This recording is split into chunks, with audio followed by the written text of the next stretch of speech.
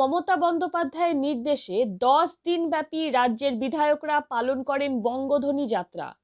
সেই বঙ্গধ্বনি যাত্রার সাফল্যে উদ্বুদ্ধ হয়ে তৃণমূল কংগ্রেসের মহাসচিব পার্থ চট্টোপাধ্যায় বিধায়কদের নির্দেশ দেন বঙ্গধ্বনির ধন্যবাদ জ্ঞাপন যাত্রা করে বাংলার মানুষকে ধন্যবাদ জানাতে হবে।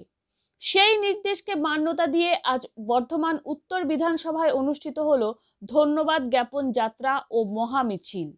বর্ধমান কাটোয়া রোডের ওপর অবস্থিত সাপজোলা পুল থেকে দেওয়ানদিঘি বাজার পর্যন্ত এই মহামিছিল অনুষ্ঠিত হয়। মিছিল শেষে একটি সভাও হয়। বিধায়ক নিশীথ কুমার মালিক, পূর্ব বর্ধমান জেলা তৃণমূল কংগ্রেসের অন্যতম সাধারণ সম্পাদক তথা বর্ধমান 1 পঞ্চায়েত সমিতির সহ সভাপতি দেবনারায়ণ গুহ, বর্ধমান 1 ব্লক তৃণমূল কংগ্রেসের সভানেত্রী কাকলি গুপ্ত, যুব সভাপতি মানস ভট্টাচার্য সঙ্গে এই মিছিলে কয়েক হাজার কর্মী সমর্থক হাঁটেন।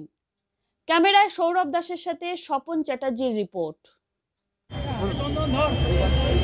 আজকে বর্ধমান 1 নম্বর ব্লক আমাদের সভানেত্রী কাকলি গুপ্ত এবং মানস ভট্টাচার্যের নেতৃত্বে আমাদের মাননীয় মুখ্যমন্ত্রী মমতা বন্দ্যোপাধ্যায় যে বঙ্গধ্বনি যাত্রা প্রকল্প দিয়েছিলেন, আমরা নিষ্ঠার সঙ্গে আমরা 3টি ফেজে ভাগ করে আমাদের 10 দিনব্যাপী 100টি আমরা গ্রাম প্রদক্ষিণ করেছি এবং তার জন্য বাংলার মানুষের প্রতি যে ধন্যবাদ জ্ঞাপন যাত্রা আমাদের মহাসচিব পার্থ চ্যাটার্জি নির্দেশ দিয়েছিলেন।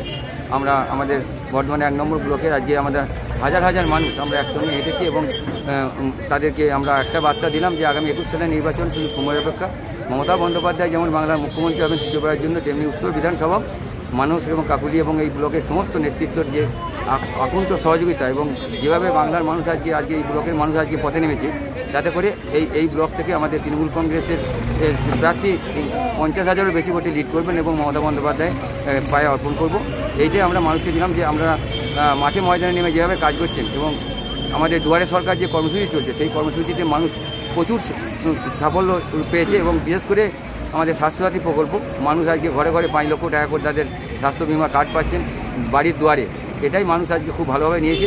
বাংলায় মমতা বন্দ্যোপাধ্যায় ছাড়া কোনো নেতা নেত্রী নেই যে বাংলাকে এই শাসন করতে পারে এবং বাংলার যে ঐতিহ্য, বাংলার সংস্কৃতি, বাংলার যে সৃষ্টি সম্প্রীতি, যেটা মমতা বন্দ্যোপাধ্যায় ছাড়া কোনো ব্যক্তি নেই যে যারা এই বাংলাকে ধরে রাখতে পারে।